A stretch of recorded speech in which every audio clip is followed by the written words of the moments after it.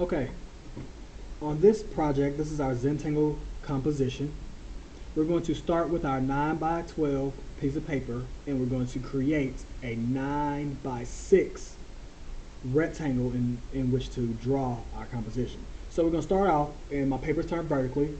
I'm going to turn it sideways, and I'm going to create a 9-inch line. Notice that this is my 12-inch side, so 12 inches. Well, I want to create a 9-inch, so I'm going to come up to the top, leave myself some space, and I'm going to slide my ruler over to about 10.5 on the end here. And I'm going to make a 9-inch line.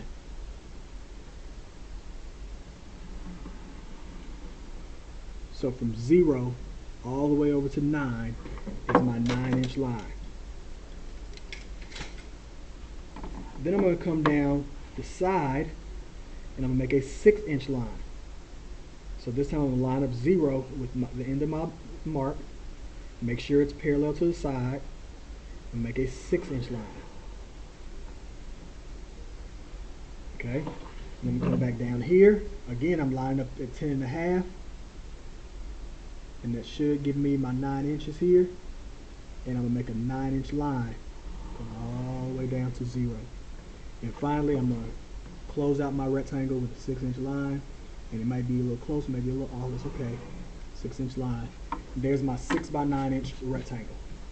Alright, now I'm ready to create my composition on the inside of this. Alright, so when you make your composition, you're going to use at least 6 lines, and they can be any type of line, any type of continuous line, so no dotted lines. So when you're drawing this out, just to be on the safe side, draw as a sketch, so keep your drawings very light so that you can easily erase them and change them. But you're basically going to start from one side of the rectangle, and here's a big curved line, and go to the other end. Okay, so now I have 2 spaces.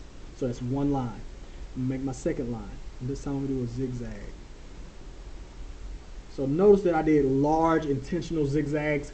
You want to stay away from making like little small, like constant zigzags like this, because you're going to have to put patterns inside these spaces, and you don't want to have little spaces. Okay. You also want to be intentional on the shapes. Right now I have 4 large shapes that I can easily put patterns in.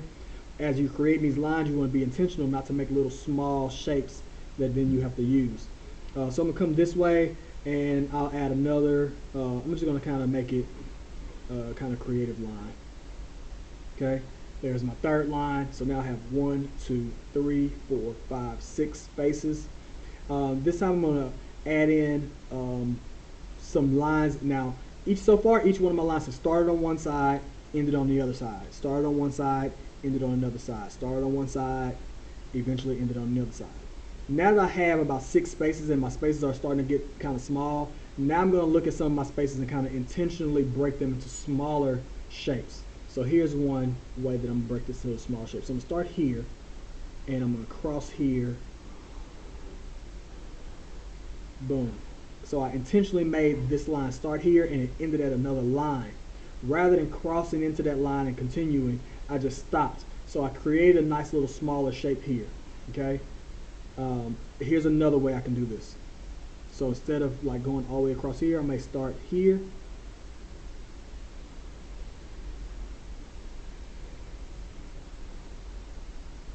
And so what I've done is I've broken down each one of these big shapes into smaller shapes.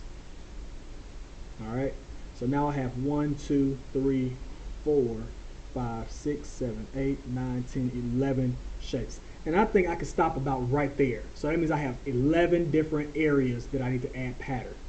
Alright, so when you start adding your pattern, you have to remember that you're adding your patterns. Each shape has to have a different pattern. So in this case, I have 11 patterns. Now, according to the rubric, you need to have at least 8 different patterns, which means you have to have at least 8 different shapes. Okay, so your shapes can be larger. I decided to make them smaller. Okay, so I definitely want to have at least 8 different patterns, and I also have to make sure that my patterns are both light and dark. Okay, so let's look at the pattern sheet. This is the pattern sheet that you have. So there's several patterns here that you can choose from on the inside of your sheet. You also have patterns on the back. All right, so you can choose any one of these patterns to fill in your space. Now, remember, you're given 3 days to do this. So take your time, make sure it's very neat. Part of your rubric says that you want to have good craftsmanship, and so that means very neatness, very good neatness. All right, neat, that means nice and clean lines. That means sketch, start off lightly, make your adjustments, and then darken it up. All right, so I'm going to look at a pattern off of here, and I'm going to use it. So I'm going to use this pattern here, which is basically a bunch of squares, and then there's, in every corner, there's some stripes, and then there's polka dots on the inside. So I'm going to use this. Now, I will simplify this and realize that it's basically like making a checkerboard, all right, or like making a grid, and that's how I'm going to make my squares, and then I'm going to go inside those squares to add it.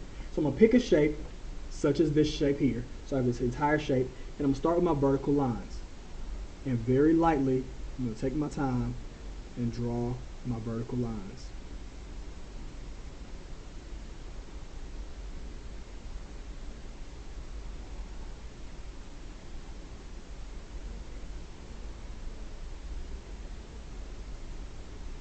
You may have more space or less space in between your lines, but be consistent. So whatever you pick, be consistent with what you pick. All right, now I'm going to go the opposite way, so I'll make my horizontal lines. And notice that I'm including the entire space, even though it's broken up, to make a consistent shape or pattern, so that when I get here, my lines are consistent. And it looks like the pattern continues, even though it's broken up by this space.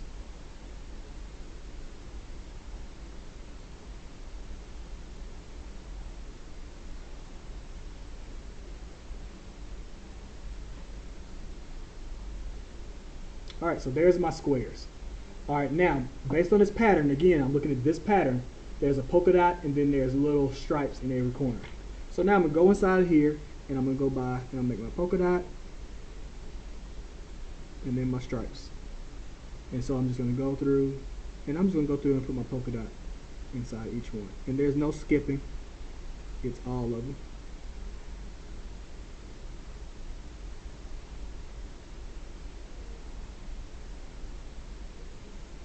And then I can go back and add my stripes in the corner.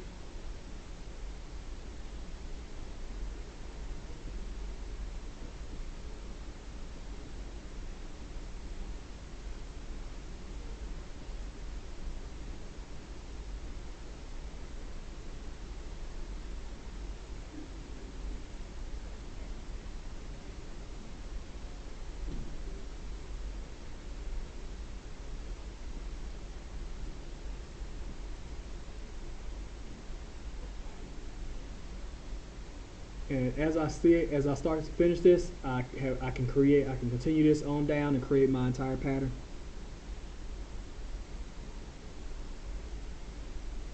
Starting with my dots in the middle, and then adding my stripes in the corners.